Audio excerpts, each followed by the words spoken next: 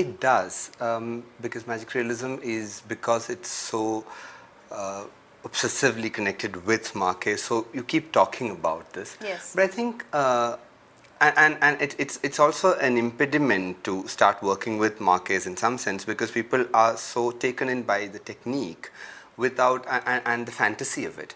Marquez's book was translated by Gabriel Garcia into English. Is a very year in which 100 years of solitude, for which he won the Nobel. Yeah. And that was the year in which Neruda got the Nobel Prize. Now, Yes. what is interesting here is all over the world there is some kind of attention going to to Latin America.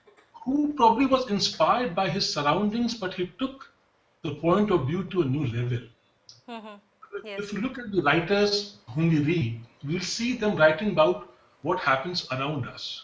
This is a book that's written about this part of the world or this kind of a village, Macondo and all that. It actually became sensational, and like I said, there were socio-economic, political, ideological reasons why it became sensational the way it is. It did, but also at the same time, there is a way in which the excitement about it has to be because for an English reader, for an English novel reader who's trained in a certain way, this is communicating. Yes. You are actually writing against a style of writing, and that book becomes a sensation. I was teaching it through the 1984 Sikh riots that happened in this very city, right? So the question is, you're all there, and how could you be spectators for such a massive murder in the capital of India when you knew it was happening? And what made you so dehumanized? What made you just spectators to this horrific act?